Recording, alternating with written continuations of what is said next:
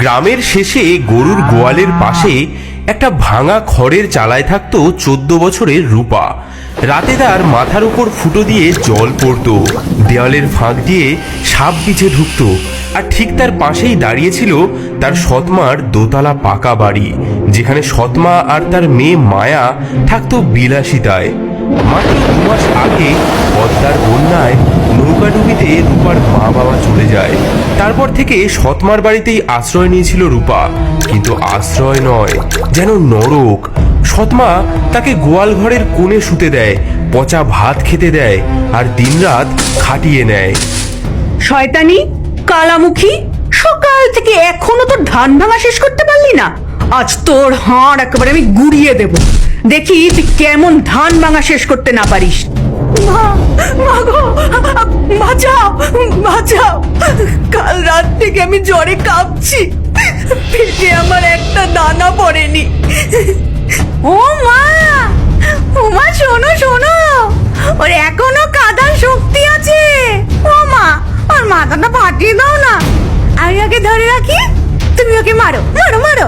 তোর মতো অকুর্মাকে জন্ম দি না, তোর মাও পাপ করেছে বুঝলি, তাই তো মরে গেল। মা, তুমি ওর চুলের মুঠি ধরো, আমি ওর পিঠে 2-4 ঘা লাগাই। বড্ড বাড়বাড়ন্ত হয়েছে। কাল দেখলাম পাড়ার ছেলেরা ওর দিকে তাকিয়ে হাসছে, যেন রাজকন্যা। হারামজাদি, তোর এই রূপ আমি মাটি করে দেবো একেবারে। চল চল মায়া, এখন ওকে রেহাই দি, দুপুরে দেখবো ও আজ কি খায়। দিনের পর দিন এমনই চলে অত্যাচার। রূপা কাজ করে যায়, আর সৎমা ও মায়া উপভোগ করে তার কষ্ট। এই যে, এই খা, তোর এই যোগ্যতা। দেখো মা, ও কেমন পচা ভাতগুলো খায়, ঠিক যেন পুকুরের মতো। আর শোন, আজ পুকুর থেকে তুই কলমি শাক তুলে আনবি বুঝলি, নইলে কিন্তু রাতে খাবার পাবি না। কিন্তু মা, পুকুরে তো এখন সাপের উপদ্রব। তাতে কি হয়েছে? সাপ কামড়ালে কামড়াবে, তাতে আমাদের। সেদিন বিকেলে আকাশে কালো মেঘ জমেছে, কাল বৈশাখী ঝড় আসছে। মা দেখো, কি ভয়ঙ্কর মেঘ, আজ প্রচন্ড ঝড় আসবে। ঠিক সময় ঝড়টা আসছে, আজ রাতেই শেষ করবো এই অলক্ষণীটাকে। কি করবে মা? শোন, আমাদের বাড়ির পেছনের ওই বনে একটা পুরনো তেঁতুল গাছ আছে না, সেখানে এই সময় খুব টক তেঁতুল ধরে বুঝলি। ওকে ওই ঝড়ের রাতে পাঠাবো সেই তেঁতুল পাড়তে। বাহ, ঝড়ের মধ্যে গাছে উঠে ও পড়ে মরবে, আর পড়ে না মরলে বাঘে খাবে। কাল বৈশাখীর কালো মেঘে আকাশ ছেয়ে গেছে, বিদ্যুৎ চমকাচ্ছে, দূরে শিয়ালের ডাক শোনা যাচ্ছে। শোন হতবাগী, আমার না খুব তেঁতুল খেতে ইচ্ছা করছে, আমার জন্য তুই বনের থেকে তেঁতুল নিয়ে আয়। এ কি মা, এই ঝড়ে তেঁতুল পাড়তে যাব? বেশি কথা না বলে যা বলছি তাই কর। শুধু তেঁতুল নয়, 10টা পাকা তেঁতুল আনবি, একটাও যদি কম হয় না তোর খুলি ফাটাবো আমি। বাইরে ভীষণ ঝোড়ো হাওয়া উঠেছে। রূপা একটা ঝুড়ি হাতে করে বেরিয়ে পড়ে তেঁতুল আনার উদ্দেশ্যে। সৎমা তার হাতে একটা শুকনো রুটি দিয়ে দেয়। এই এই নে, একটা রুটি নে, নয়তো আবার মরে গিয়ে ভূত হয়ে আমার ঘাড় মটকাতে আসবি, আবার বলবি আমি তোকে খেতে দিইনি। এবার যা। সৎমা আর মায়া দাঁড়িয়ে দেখতে থাকে রূপা কিভাবে জঙ্গলের অন্ধকারে মিলিয়ে যায়। যা যা, তাড়াতাড়ি যা, হয় তোকে সাপে কামড়াবে, নয় পড়ে মরবি, আর নয়তো ওই বাঘে খাবে, তিনটের একটা তো হবেই। ভিজে কাপড়ে রূপা বনের পথ ধরে হাঁটতে থাকে। আকাশে বিদ্যুৎ চমকাচ্ছে, গাছের ডালপালা ভেঙে পড়ছে চারিদিকে।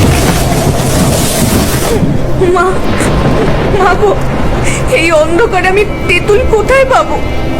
যদি বাঘ ভাল্লুক এসে। হঠাৎ বনের মাঝে একটা নীলাভ আলো চোখে পড়ল রূপার। মনে হলো কে যেন তাকে ডাকছে। এগিয়ে গিয়ে সে দেখল ঘন ঝোপঝাড়ের মাঝে একটি অদ্ভুত কুটির। কি এমন ভয়ঙ্কর ঝড়ে এই গভীর বনে একটা বাড়ি, বাতিও জ্বলছে, মানুষ থাকে নাকি? এ রে মা, তুই এই ঝড় বৃষ্টিতে একা একা? ঠাকুরমণি, আমি একটা অভাগী মেয়ে। সৎমানা আমাকে পাঠিয়েছে তেঁতুল আনতে। ভিজে একাকার হয়ে গেছি, একটু আশ্রয় দেবেন? সেই তিন ছোট্ট মানুষ রূপাকে ভেতরে নিয়ে গেল। বাছারে, তোর সর্বাঙ্গ ভিজে গেছে, দাঁড়া গরম জল দি, আর এই নে গরম চাদর। রূপা গায়ে গরম চাদর জড়িয়ে নিল এবং তার ঝোলা থেকে সেই শুকনো রুটিটি বার করলো। আমার কাছে না শুধু এই শুকনো রুটিটাই আছে, আপনারা নিন, আমরা ভাগ করে খাই। এই ঝড়ে তোকে কে পাঠালো মা তেঁতুল আনতে? সৎমা বলেছে 10টা টক তেঁতুল না আনলে বাড়িতে ঢুকতে দেবে না, কিন্তু এই অন্ধকারে বনের মাঝে। তিন ছোট্ট মানুষ একে অপরের দিকে তাকালো, তাদের চোখে যেন নক্ষত্রের আলো জ্বলে উঠল।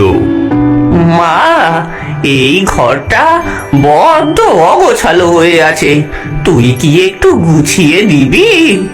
হ্যাঁ মা, দেখি তোর হাতের কাজ কেমন।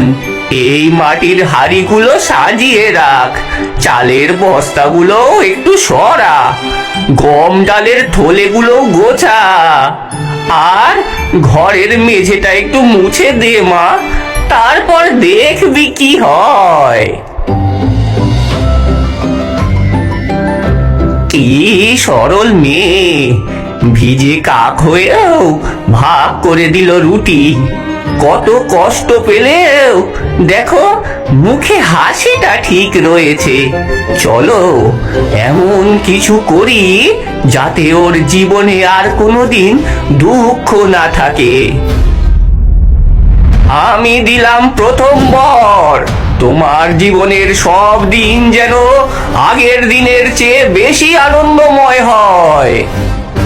আমি দিলাম দ্বিতীয় বর, প্রতিটি কথার সঙ্গে তোমার মুখ দিয়ে যেন মোহর ঝরে। আমি দিলাম তৃতীয় বর, এক রাজা যেন তোমাকে বিয়ে করে। এদিকে বাইরে ভোরের আলো ফুটে উঠতে শুরু করেছে। ঘর পরিষ্কার করতে করতে রূপা দেখলো সেই ঘরের বাইরে অনেক পাকা তেঁতুল পড়ে রয়েছে। সৎমা যেমন চেয়েছিল ঠিক তেমনই পাকা তেঁতুল। হ্যাঁ, নে মা নে, তোর ঝুড়িতে তুলে নে। বিদায় নেবার সময় রূপা কৃতজ্ঞতা জানাতে গিয়ে বলল, ঠাকুরমণিরা, আপনাদের। হোমা, এ কি? আমার মুখ থেকে। যা মা যা, এবার থেকে তোর দুঃখের দিন ফুরলো। রূপা তেঁতুলের ঝুড়ি নিয়ে বাড়ির দাওয়ায় এসে দাঁড়ালো। কে? আমি মা, তেঁতুল এনেছি। হে কি? হ্যাঁ, তোর মুখে কি জাদু লেগেছে? সোনার মোহর, আরে এত টক তেঁতুল! সৎমার চোখে জ্বলে উঠল লোভের আগুন। মেয়েটির ভাগ্য যে পাল্টে গেছে তা বুঝতে তার আর দেরি হলো না। রূপার মুখ থেকে সোনার মোহর পড়তে দেখে মায়ার হিংসায় জ্বলে উঠল বুক। মা, আমিও যাব, আমাকেও বনে যেতে দাও। দেখো না, ওই অলক্ষণে কত সোনা পেয়েছে। না মায়া, এখন বড্ড বিপদ, বনে বাঘ ভাল্লুক ঘোরে। আমি যাবই। না, আমি যাবই, আমাকে সোনার মোহর পেতেই হবে। ওই ছুটি রানী হবে আর আমি ফকির হয়ে থাকবো। শেষে সৎমা রাজি হলো।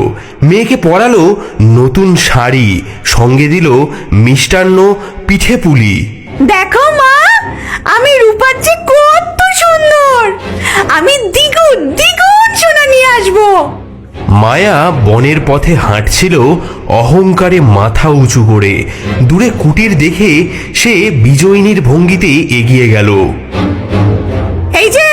এই যে বামুন কুটকুটেরা, দরজা খোল, দরজা খোল, তোদের রাজকন্যা এসেছে। এ কি এভাবে দরজায় লাথি কে মারছে? ছি ছি ছি ছি ছি ছি ছি, কি নোংরা ঘর, কি দুর্গন্ধ বাবা। এই জায়গায় থাকিস? তবে জাদু তো ভালোই জানিস। আগে একটু বসো মা। মায়া তার কাপড় জড়ানো পুটলি থেকে তার খাবার বার করে খেতে থাকে। তোমার খাবার থেকে আমাদের একটু দেবে, আমরা বড্ড ক্ষুধার্ত। কি? তোদের মতো ভিখিরিদের সাথে খাবার ভাগ করব? পাগল নাকি? এই দামি মিষ্টান্ন তোদের মুখে দেবো? স্বপ্নেও ভাবিস না। তাহলে একটু ঘরটা মুছে দাও। কি? আমি ঘর মুছবো এই দামি শাড়ি পরে? তোদের মাথা খারাপ? আমি রাজরানী হব, ঝি চাকর নই। শোন কুটকুটেরা, আমাকে আমাকে এক্ষুনি জাদু দেখা, নইলে আমি তোদের এই নোংরা কুঠি একেবারে ভেঙে পুড়িয়ে দেব। তিনটি ছোট্ট মানুষের চোখে জ্বলে উঠল ক্রোধের আগুন। আকাশে কালো ঘন মেঘ জমতে লাগলো। বাইরে কালবৈশাখীর ঝড় উঠল। তুই অকৃতজ্ঞ, তোর মনে শুধু অহংকার, তোর হৃদয় শুধু লোভে ভরা, তুই নিষ্ঠুর, তোর মন পাথরের চেয়েও কঠিন। আমি তোকে অভিশাপ দিলাম, তোর জীবনের সব দিন যেন আগের দিনের চেয়ে বেশি দুঃখের হয়। আমি অভিশাপ দিলাম, প্রতিটি কথার সঙ্গে তোর মুখ দিয়ে যেন ব্যাঙ লাফিয়ে পড়ে। আর আমি অভিশাপ দিলাম, তোর মৃত্যু যেন খুব দুঃখের হয়। মায়া ভয়ে কাঁপতে কাঁপতে বাড়ি ফিরল, কিন্তু অভিশাপ তার পিছু ছাড়ল না। কি হলো মা? হ্যাঁ, তেঁতুল আনতে পারলি? মা, মা, সব শয়তানি, সব শয়তানি ওই বামুনগুলো। ও মা, তোর মুখ থেকে ব্যাঙ।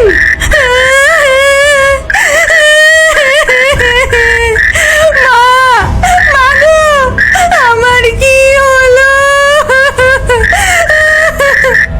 মায়ার মুখ থেকে বেরোনো সেই ব্যাঙগুলো লাফিয়ে লাফিয়ে সেই সৎমা এবং মায়াকে কামড়াতে শুরু করলো। ও মা, ই, কামড়াচ্ছে, ও বাবারে,